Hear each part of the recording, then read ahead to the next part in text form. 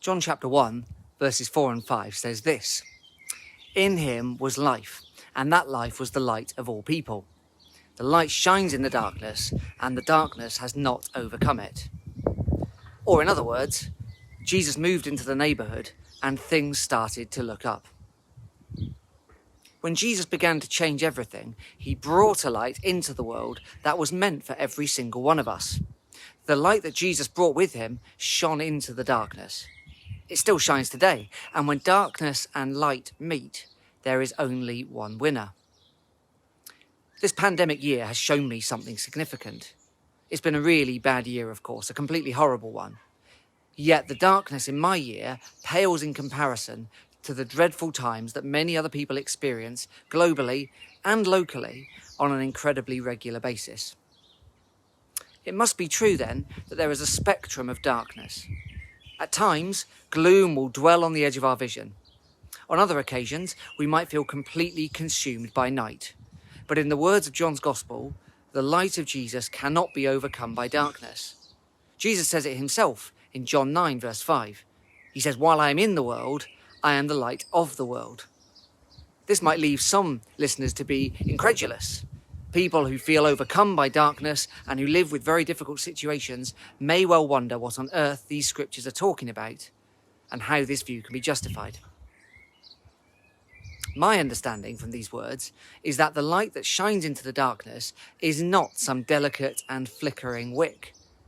It's not a bike-like dynamo that's more trouble than it's worth. It's not some energy-saving bulb that takes 20 minutes to warm up. This light is a mighty blaze, a hall of chandeliers, a stadium of floodlights flooding into every crevice.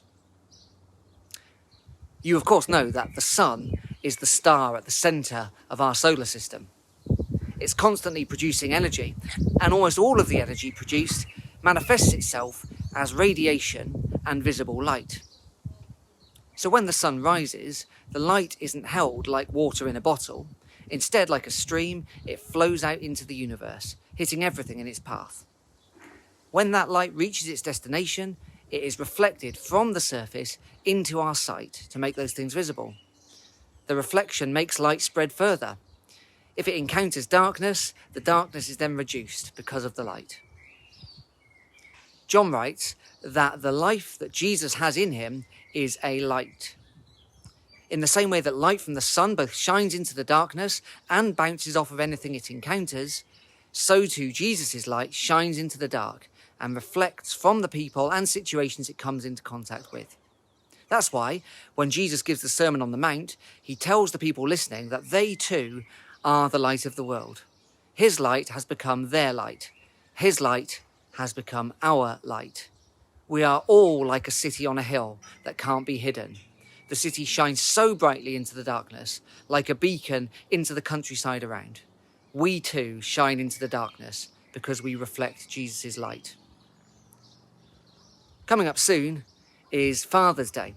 And you know, my dad has many excellent qualities, and it seems unfair to single one out, but he has a remarkable ability to always have every kind of battery you might ever need available in one of his specially organised drawers.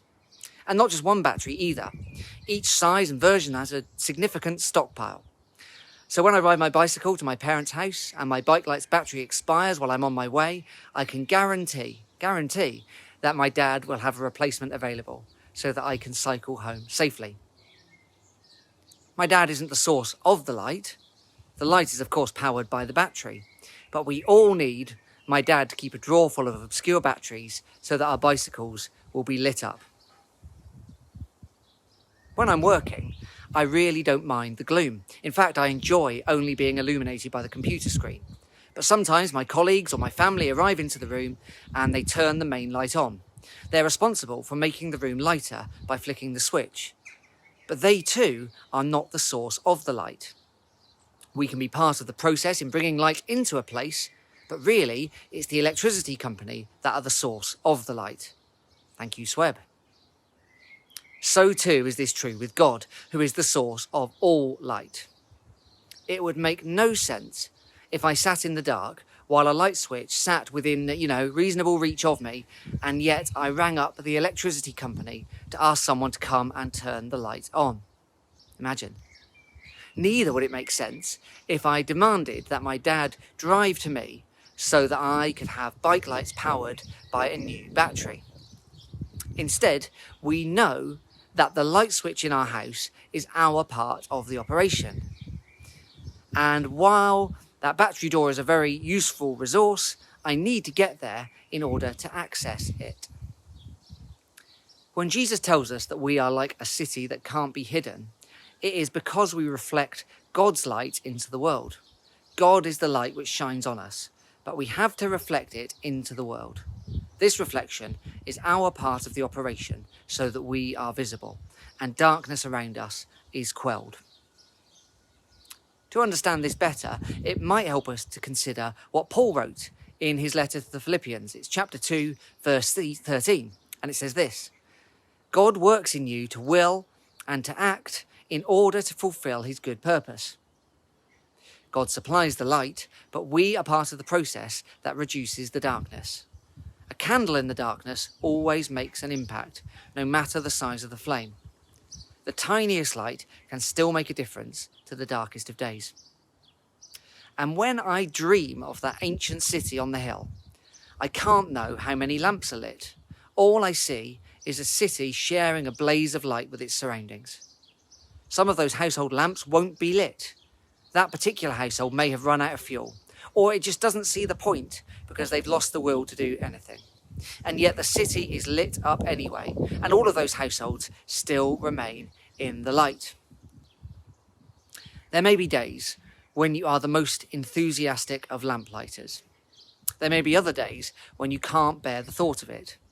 Yet God's light will always be near us, and when we choose to reflect that light again, perhaps when our neighbour has stopped their own reflection, God's light will shine on all of us, and the light will spread from us again. When the darkness of poverty or greed, racism or bigotry, sexism or homophobia, anger or war, disease or depression, death or mourning, when it threatens to overtake us, we need to try and remember that God's light is in the world. We can turn our face towards him and we will be reminded of that light. And how do we turn towards God? We call out and God will hear. You don't need the right words. You don't need the best clothes. Much like the sunbeams that can always be found, to paraphrase Paul in Athens, seek God and you will find him. He is not far from any of us. Thanks be to God.